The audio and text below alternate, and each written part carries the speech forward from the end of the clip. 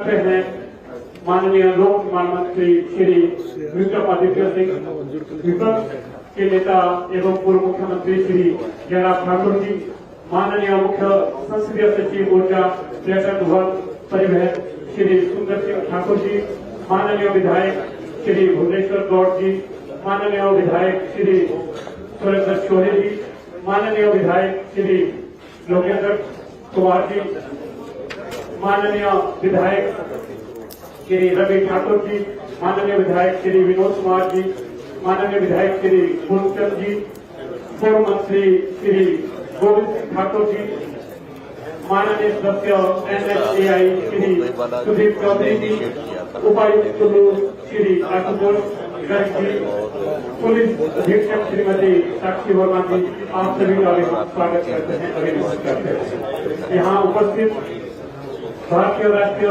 राजमार्ग प्राधिकरण के अधिकारी, केंद्रीय सड़क परिवहन एवं राजमार्ग मंत्रालय के अधिकारी, सीमा सड़क संगठन BRO व हिमाचल प्रदेश सरकार के विभिन्न विभागों के अधिकारियों का हम स्वागत करते हैं, अभिनंदन करते हैं। हमारी समृद्ध परंपरा अतिथि देवो भव, अतिथि का स्थान देवता के समान माना जाता है। कुल्लू जिला को अपनी मेहमान नवाजी के लिए देश की नहीं विश्व भर में जाना जाता है। उसी परंपरा का निर्वहन करते हुए विनम्र निवेदन है माननीय मुख्यमंत्री श्री सुखविंदर सिंह सुक्खू जी से कि वे आज के हमारे मेहमान माननीय केंद्रीय सड़क परिवहन एवं राजमार्ग मंत्री श्री नितिन गडकरी जी को हिमाचल प्रदेश की शान कुल्लू टोपी शॉल भेजकर सम्मानित करने के लिए, साथ ही समृद्धि सिंह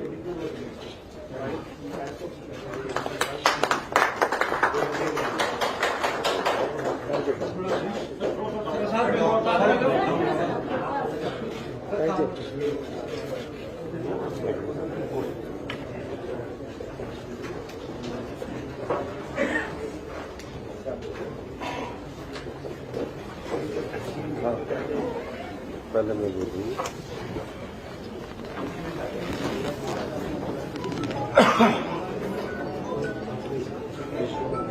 मेरा विनम्र निवेदन है, आज का जो हम प्रेस कॉन्फ्रेंस से ही कार्यक्रम का शुरुआत करने जा रहे हैं।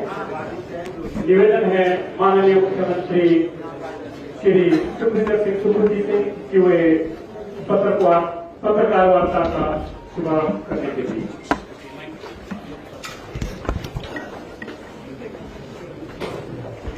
सम्मानित केंद्रीय मंत्री श्री नितिन गडकरी जी, सम्मानित हमारे विपक्ष के नेता श्री जयराम ठाकुर जी, हमारे लोक निर्माण मंत्री श्री विक्रमादित्य जी, हमारे CPS सुंदर ठाकुर जी, हमारे विधायक भुवनेश्वर गौड़ जी, लोकेंद्र जी, पूर्ण जी, विनोद जी, रवि ठाकुर जी, शौरी जी, गोविंद जी जो पूर्व हमारे मंत्री रहे हैं, मैं धन्यवाद करना चाहूंगा माननीय केंद्रीय मंत्री श्री नितिन गडकरी जी का। जब ये आपदा आई तो मैंने माननीय नितिन गडकरी जी से अनुरोध किया और मुझे खुशी इस बात की है कि नितिन गडकरी जी के साथ मैं विपक्ष के नेता जयराम ठाकुर जी, हम PWD मिनिस्टर्स, हम सब लोग जब गाड़ी में ही रिव्यू करते थे और गाड़ी में ही माननीय मंत्री जी ने दिशा निर्देश दिए हैं जो कि माननीय मंत्री जी आपको बताएंगे। हमें खुशी इस बात की है कि दिल खोलकर आपसे हमें सहायता चाहिए और आशा है कि जल्दी से जल्दी हमारे पास पैसा पहुंचेगा। हमारे साधन कम है, हमारे पास सीमित साधन है, तो उन सीमित साधनों में हमारी जो रोड ही लाइफलाइन है।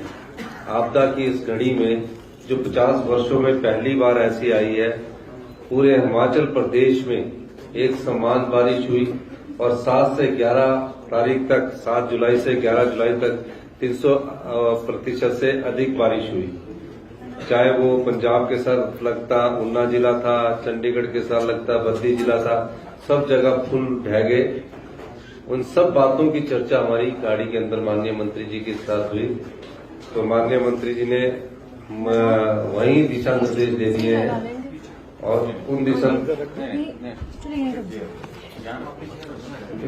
निर्देश के अनुसार हमें इस बात की खुशी है कि हमेशा से माननीय मंत्री जी का प्यार हिमाचल प्रदेश के साथ बना रहा है और मैं जयराम ठाकुर जी का भी धन्यवाद करना चाहूंगा कि आप भी हमें कंधे से कंधा मिलाकर सहयोग दें।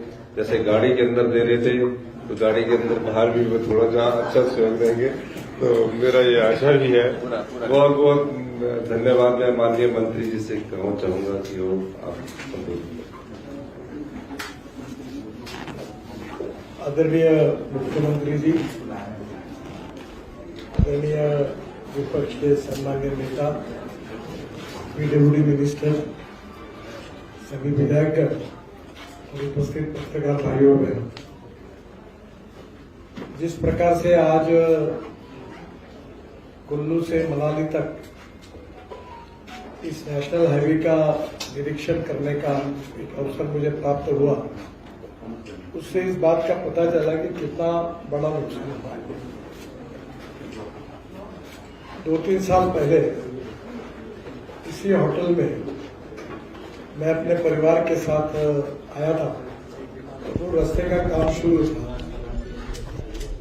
और आज वो उसी रास्ते से मैं आया भी था और इसलिए बहुत बड़े प्रमाण पर काफी बड़ा नुकसान हुआ है, अभूतपूर्व नुकसान है।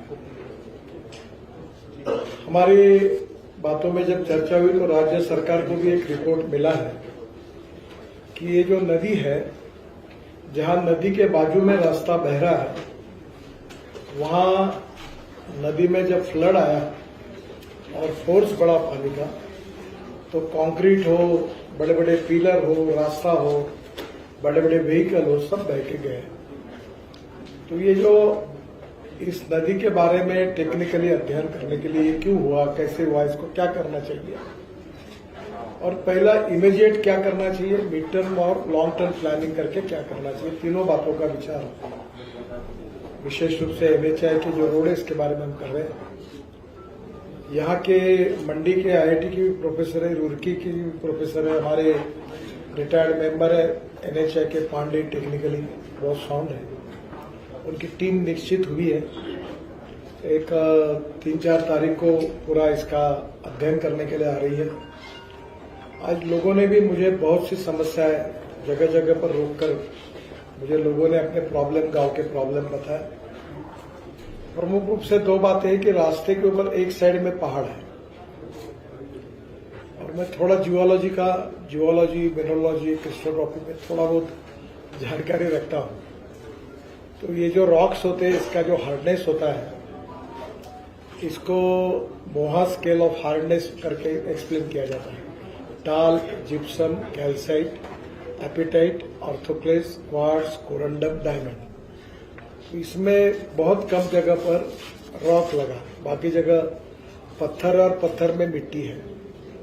वो बड़ा फ्राजिल ये है, जिसके कारण जब बरसात आती है तो तुरंत वो टूट जाता है, बह जाता है। और ये नदी का जो प्रवाह होता है, इसमें एक प्रॉब्लम है, वहां पर्याय भी नहीं है कि रिवर के बाजू में रोड बने हुए हैं। अभी हमने बहुत बार कोशिश की कि इसको डिस्टेंस दूर करके कैसे करें, तो इसके कुछ लॉन्ग टर्म उपाय है, उसकी जानकारी मैं आपको दूंगा।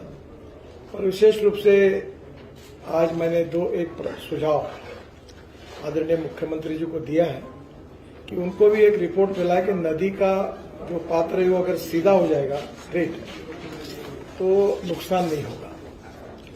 दूसरा, मैंने उनको कहा कि नदी में जो पत्थर है, बाकी बातें है, स्लिंट है, इसके कारण नदी और ऊपर आती जा रही है और जिसके कारण पानी बाहर भाग जाता है, तो फिर गांव को उद्ध्वस्त करता है।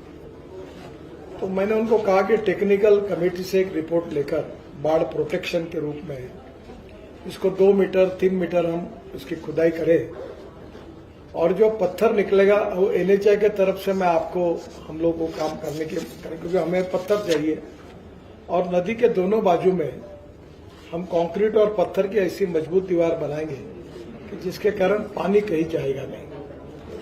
तो एक उसका अप्रूवल उनका अगर मिलता है तो जरूर वो करेंगे। दूसरी बात, नदी का खुलीकरण होने के कारण जो पानी ऊपर इधर उधर भागता है वो नेचुरल नीचे जाएगा, उसके कारण भी बाढ़ का नुकसान कम हो सकता है। हमारे यहाँ आपके यहाँ अच्छी बात है, मैं जहां से आता हूँ वहां 10,000 किसानों ने आत्महत्या की है। मैं वाटर कंजर्वेशन में काम करता हूँ और मुझे अभी 6 डिलीट मिली है, उसमें से 4 डिलीट जो है वो एग्रीकल्चर साइंस में मिली है। तो वो हम लोग कहते हैं वहां कि दौड़ने वाले पानी को चलने के लिए लगाओ, चलने वाले पानी को रुकने के लिए लगाओ और रुके हुए पानी को जमीन को पीने के लिए लगाओ। गांव का पानी गांव में, खेत का पानी खेत में, घर का पानी घर में, क्योंकि हमारे यहाँ 450 फीट नीचे जाने के बाद पानी मिलता है। यहाँ ऐसी स्थिति नहीं है। तो स्वाभाविक रूप से ये जो नदी के पात्र की समस्या है, आगे ये समस्या न हो, इसमें राज्य सरकार जैसा निर्णय करेगी वैसा हम काम करेंगे। एक बात है कि बड़े प्रमाण पर पहाड़ गिर रहे हैं। जैसे मैंने कहा कि जहां रॉक है मजबूत वहां नहीं गिरते, तो ये यहाँ का परमानेंट प्रॉब्लम है। और इसलिए स्विट्जरलैंड से भी हमने अभी 2-4 दिन में एक प्रेजेंटेशन मेरे यहाँ है कि ये इसके लिए क्या करना, और यहाँ के भी एक्सपर्ट का सलाह हम ले रहे हैं। इस कमेटी का रिपोर्ट आने के बाद मैंने मुख्यमंत्री जी को और जयराम जी को आश्वस्त किया है, मंत्री जी को भी, कि मैं इस रिपोर्ट के प्रेजेंटेशन आपको भी दिल्ली बुलाऊंगा और आपसे सलाह करके फिर इसका निर्णय करके लॉन्ग टर्म प्लानिंग हम करके इसके ऊपर उपाय करेंगे। मुझे अंदाज से मालूम नहीं, पर अंदाज से इसके ऊपर 8-9 हजार करोड़ हमने खर्चा किए थे रोड पर। जो ये रोड काफी उध्वस्त हुआ है। तो पहली बात तो हमने हमारे कॉन्ट्रैक्टर को मोबिलाइज किया है और काम की शुरुआत कर रही है। इसके लिए फिर से 2,000, 3,000, 4,000 जो भी लगेगा वो पर पूरा इस बात की चिंता करेंगे कि भविष्य में ऐसा आने के बाद ये नहीं होना चाहिए। इसको ध्यान में लेकर नया डीपीआर बनाकर इसके बारे में तुरंत काम करने का हमने निर्णय किया है और वैसा आदेश दे ही दिया है। इसके साथ साथ नेशनल हाईवे को जहां नुकसान हुआ है वहां जो अनेक गांवों से जोड़े जाते हैं और अभी एप्पल का सीजन है, तो गांव से एप्पल को लेके जाने में बहुत दिक्कतें हैं।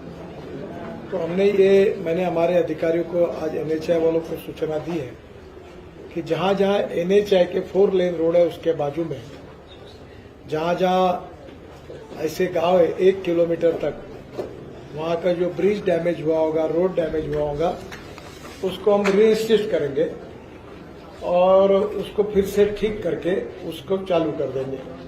इसके लिए जो भी पैसा लगेगा वो एनएचआई खर्चा करेगा और स्टेट हाईवे के पुल और रोड हम 1 किलोमीटर तक जो जुड़ने वाले एनएचआई के 4 लेन रोड को उसको सुधार देंगे।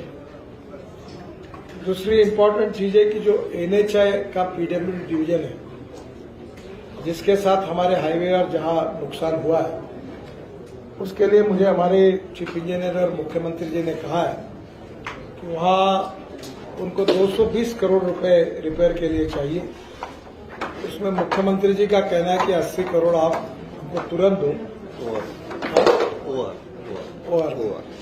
तो मैंने उनको कहा कि मैं दिल्ली जाकर तुरंत ये पैसे आपको मिलने की व्यवस्था करता हूं। वैसे अभी एक 15 दिन पहले ही जो सीआरएफ का यूटिलाइजेशन था उसके शायद 130 करोड़ रुपए हमने 10-12 दिन में सरकार को दिए हैं।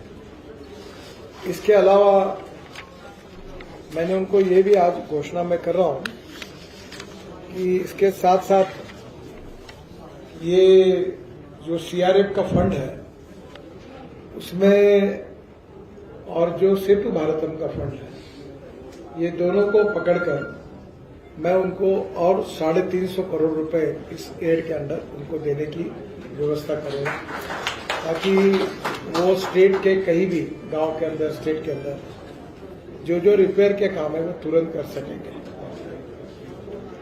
इसके साथ एक आज मैंने उनको उनके कहने पर ranges to Bagchal in Hamirpur district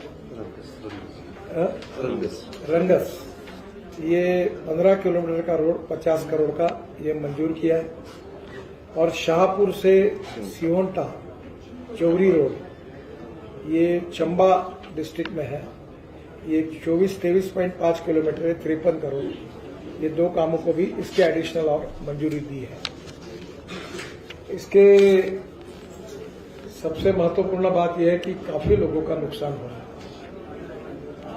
और ये विशेष रूप से लैंडस्लाइड होने के कारण नदी पात्र भी बदलती है, डायरेक्शंस बदलती है।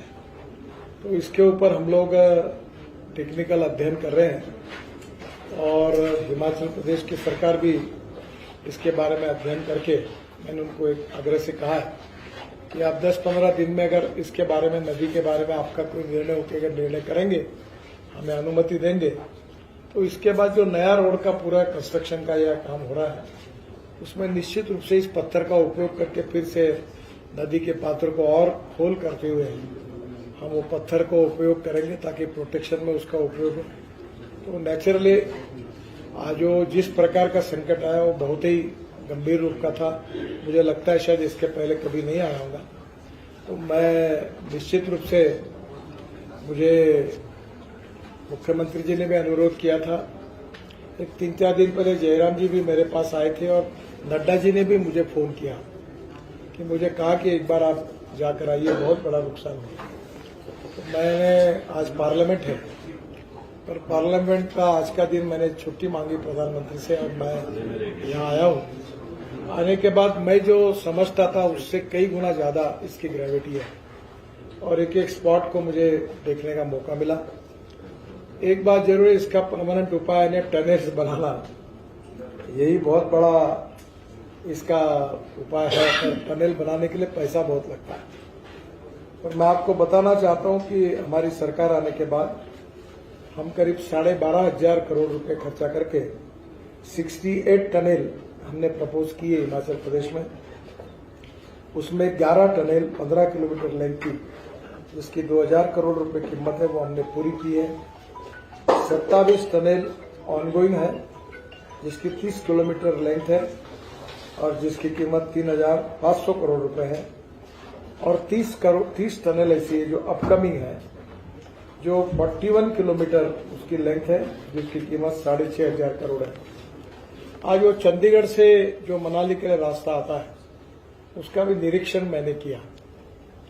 हम जल्दी ही 2-3 महीने में ये काम पूरा करेंगे। इसके उद्घाटन के लिए आदरणीय मुख्यमंत्री जयराम जी, अनुराग ठाकुर जी, नड्डा जी और बाकी सभी एमएलए एमपी सबको लेकर हम कार्यक्रम करेंगे। पर आज मुझे उसका महत्व ध्यान में आया कि एक टनल पहाड़ कितना ऊपर ऊंचा है और एक टनल कहां से निकलती है और कहां बाहर आती।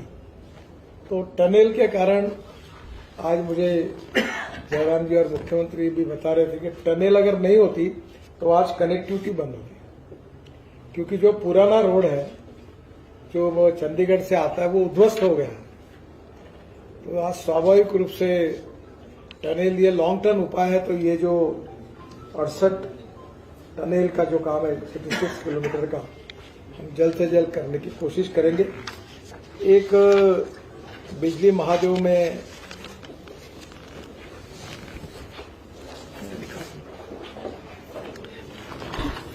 हम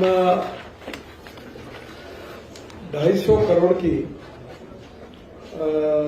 एक रोपवे बना रहे हैं और मैं 15 अगस्त के पहले उसको अवार्ड हो जाएगी और उसका भी काम शुरू हो जाएगा। और निश्चित रूप से ये भी एक महत्वपूर्ण बात थी। फिर से एक बार मैं बता दूं, थोड़ा सा सेतु बंधन और सीआरएफ में मैंने 130 करोड़ रुपए ऑलरेडी दे दिए हैं और ये करीब 400 करोड़ रुपए तक दोनों को लेकर कामों को हम मंजूरी देंगे। उसमें से अभी 2 काम आज ऑलरेडी हमने मंजूर भी कर दिए। और फ्लड रिपेयर्स में जो एनएचआई के रोड है उसके लिए जितना पैसा लगेगा उतना करेंगे और उसके साथ जो हमारे हाईवे को, एनएचआई के 4 लेन रोड को, जो गांव को जोड़ने वाले रोड के ब्रिजेस होंगे उसे 1 किलोमीटर तक हमारे पैसे से रिपेयर करके देंगे। ब्रिज होगा तो ब्रिज रिपेयर करके देंगे और बहेगा होगा तो पूरा नया बना के देंगे। तो 1 किलोमीटर तक उसको हम सेटरेट करेंगे ताकि एप्पल के सीजन में हमारे किसानों का नुकसान न हो। और जो NH PWD है, जो 4 लेन नहीं है, 2 लेन शोल्डर जो रोड है, उसके रिपेयर के लिए 220 करोड़ रुपए उन्होंने अभी मुझे प्रपोजल दिया, उसको मंजूरी देंगे। और 80 करोड़ रुपए उनको तुरंत चाहिए, मुझे जाने के बाद वो भी पैसा देने की व्यवस्था करेंगे।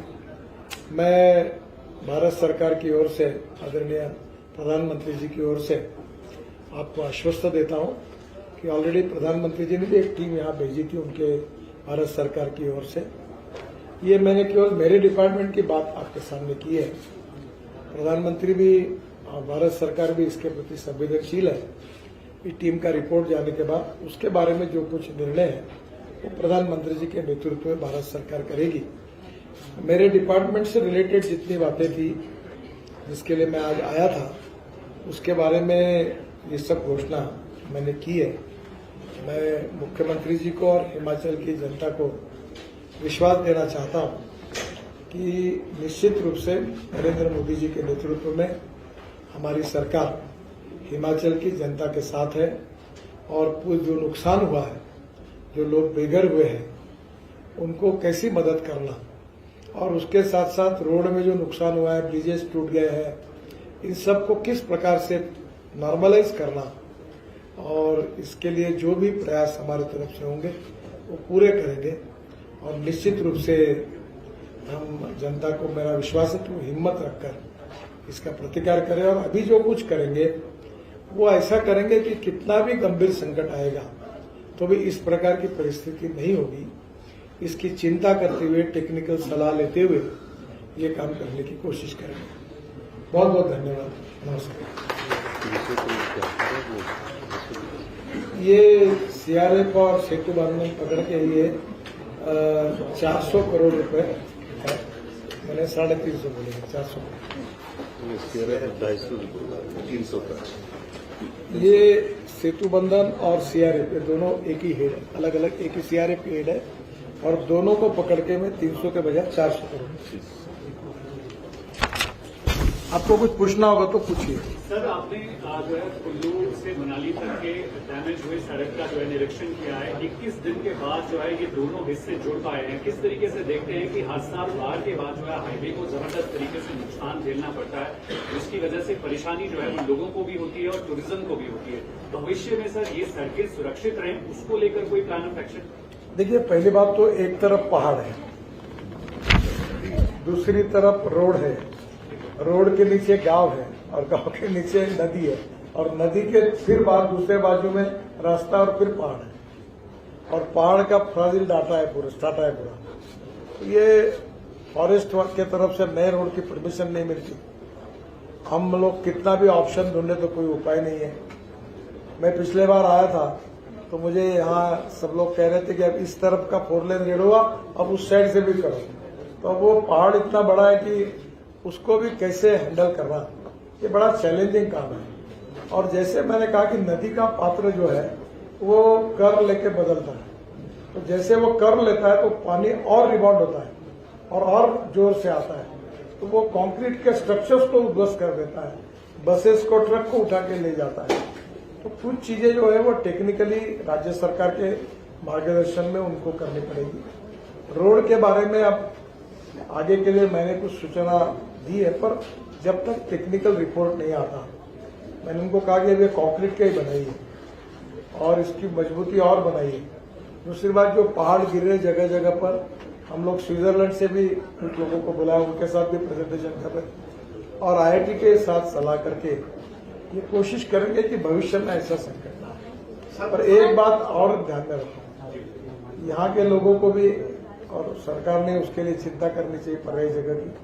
पर नदी के बाजू में जो घर और बिल्डिंग बना के रह रहे हैं, वो इस घटना ने सिद्ध कर दिया कि ये डेंजरस है। ये अच्छा हुआ कि ये घटना सुबह हुई, अगर ये अंधेरे में होती तो और नुकसान होता।